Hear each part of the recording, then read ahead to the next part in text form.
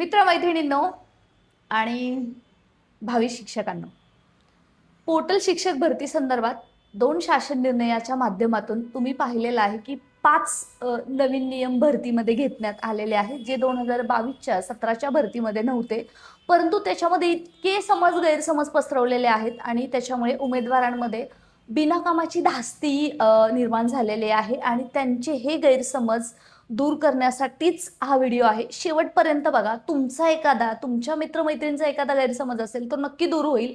सर्वांपर्यंत नक्की पोहोचवा. मी ॲडव्होकेट प्राध्यापक बालुशा माने शिक्षकात भरतीसाठी शिवनिटी फाउंडेशनच्या माध्यमातून नेहमीच प्रयत्न करत असताना एक महत्त्वाची गोष्ट लक्षात आलेली आहे की फुल फॉर्ममध्ये चाललेली असते ती आपली व्हॉट्सअप युनिव्हर्सिटी आणि टेलिग्राम युनिव्हर्सिटी, म्हणजे जे कुठंही काही करत नसतात आणि राहिलं ते यूट्यूबवरती ज्यांना काही माहीत नसतं ते सुद्धा व्हिडिओ बनवून आपल्याला सर्व माहिती देतात आणि आपल्याला वाटतं की त्यांचे इतकं नॉलेज कोणालाच नाही.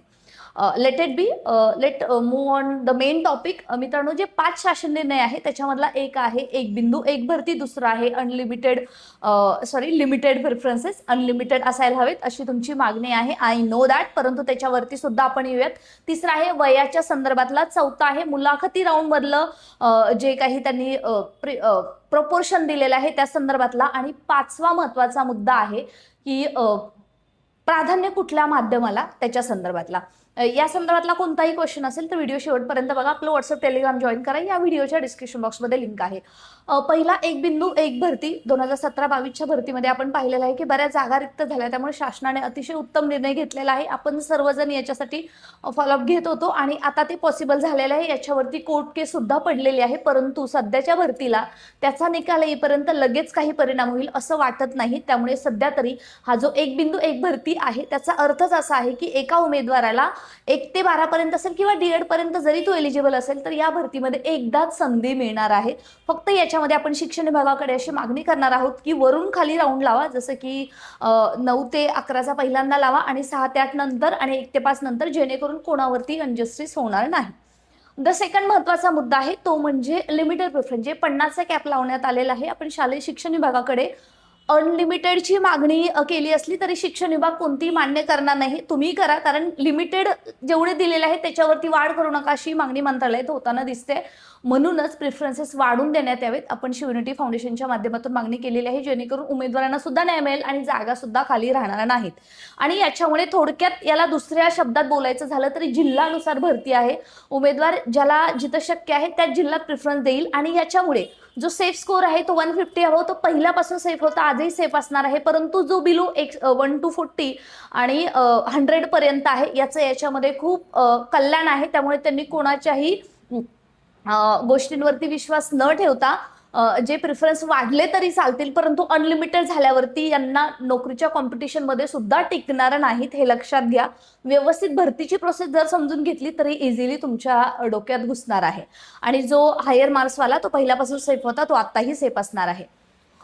तिसरा महत्वाचा मुद्दा आहे तो आहे की मुलाखतीसाठी जे प्रपोर्शन दिलेलं आहे 1:3. मित्रांनो, याच्या अगोदर 1:10 होतं आणि आता 1:3 दिलेलं आहे. त्यामुळे सुद्धा जरी तुम्हाला 1:3 येत आहे तर दुसऱ्याला सुद्धा 1:3 येत आहे. त्यामुळे बऱ्याच उमेदवारांचं इथं सिलेक्शन जरी होणार नसलं, परंतु जो डिझर्व करतं त्याचं 100% इथं सिलेक्शन होणार आहे. आणि जरी तिथून जागा नाही भरली तर दुसऱ्या टप्प्यामध्ये याला संधी मिळणारच आहे. जो चौथा महत्वाचा मुद्दा आहे तो आहे वयाच्या संदर्भातला. आता पाहिलेलं आहे की शिक्षक भरतीमध्ये वय वाढत जातं, त्याच्यामुळे अपियरला संधी मिळावी ही सुद्धा शिवनिटी फाउंडेशनच्या माध्यमातून आपण मागणी केली होती. आणि आता त्यालाच अनुसरून वय वाढत आहे, त्यांना संधी मिळावी म्हणून ज्या तुम्ही परीक्षा दिलेल्या आहे, शेवटची परीक्षा ज्या दिवशी तुम्ही दिलेली आहे त्या दिवशीचं वय शिक्षक भरतीमध्ये ग्राह्य धरलं जाणार आहे. याच्यामध्ये बऱ्यापैकी स्पोर्ट टीचर्स आहेत, कला क्रीडा टीचर्स आहेत, त्यांच्याबद्दल कोणतीही क्लॅरिटी दिलेली नाही. त्यांचं वय किती असावं याच्या संदर्भात त्यांनी फॉलोअप घेणं गरजेचं आहे. परंतु बाकी सर्व उमेदवारांसाठी नोंदणी दिनांकाचं वय आणि सोबतच परीक्षेपर्यंतचं वय ग्राह्य धरलं जाणार आहे. उमेदवार जनरल कॅटेगरीचे आहेत त्यांचे 38 इयर्स एज आहे आणि जे कॅटेगरीतले उमेदवार आहेत 43 इयर आणि जे बाकीचे स्पेशल टीचर्स आहेत त्यांच्यासाठी आहे 45 इयर्स. आणि पाचवा महत्वाचा मुद्दा आहे ज्याच्यामुळे सगळीकडे बंबाडिंग पसरलेलं आहे तो म्हणजे माध्यमाच्या बाबतीचा. आतापर्यंत शिक्षक भरतीमध्ये फक्त इंग्रजी माध्यमाचे उमेदवार होते, त्यांनाच फक्त इंग्रजी माध्यमाच्या च्या शाळेवरती जॉब मिळत होता. परंतु आता त्याला सुद्धा थोडीशी बाकीच्या मराठी माध्यमांना आणि वेगवेगळ्या भाषा विषयांच्या शिक्षकांना सुद्धा आता संधी मिळणार आहे. ती म्हणजे याच नियमामुळे. मित्रांनो, सायन्सचे जे होते त्यांचे सुद्धा आतापर्यंत म्हणजे कन्फर्मेशन नव्हतं, परंतु आता ज्या उमेदवारांचं सायन्स आहे त्यांनी इंग्लिश मिडियम टाकलेलं आहे त्यांना सेमीची संधी आहे, इंग्लिश मिडियमची संधी आहे आणि त्यांना संधी आहे ती म्हणजे मराठी माध्यमाची सुद्धा. त्यामुळे जे काही कोणी व्हॉट्सअप युनिव्हर्सिटीवरती काही असू द्या, तुम्ही लक्ष देऊ नका, या संदर्भातले भरपूर कॉल येतात आहे, म्हणून फक्त हे मी अजून क्लिअर करून सांगते. बाकीचं ज्यांचं इंग्लिश माध्यमातून शिक्षण झालं आहे 10वी पर्यंत त्यांना पहिला प्रेफरन्स दिला जाईल. त्याच्यातून नाही भेटणार आहे तेव्हा सायन्स आणि त्याच्यानंतर BA MA इंग्लिश, आणि जे लँग्वेजचे टीचर आहे ते लँग्वेजचेच असतील, त्यांचा कोणी हक्क हिरावून घेत नाही. परंतु दुसऱ्या टप्प्यामध्ये जे मराठी माध्यमाचे शिक्षक आहेत ते सुद्धा इंग्रजी माध्यमाच्या शाळेवरती सेमीच्या शाळेवरती लागणार आहेत. आणि झेडपींनी बऱ्यापैकी झेडपी महापालिकांनी सध्या सेमी इंग्लिश आणि इंग्रजी माध्यम CBSE ICSE सुद्धा सुरू केलेलं आहे महापालिकेच्या शाळांनी. त्यामुळे इथं सुद्धा बाकीच्या शिक्षकांना सध्या संधी मिळणार आहे. 9 ते 12 पर्यंत सुद्धा जागा नक्कीच येतील. फक्त आता हे राऊंड व्यवस्थित लागले आणि प्रिफरन्स वाढून मिळाले तर आपल्याला एक भरतीचा सुकर मार्ग मिळतोय.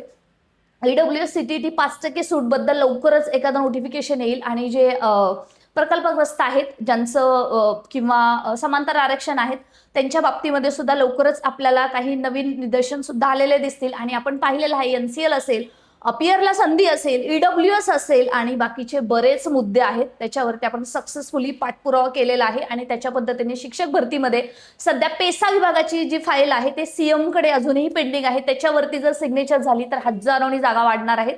आणि अशाच महत्त्वपूर्ण अपडेट्ससाठी तुम्ही फक्त ऑथेंटिक गोष्टीवरती जर विश्वास ठेवला ना मित्रांनो, व्हॉट्सअप युनिव्हर्सिटी विश्वास ठेवू नका.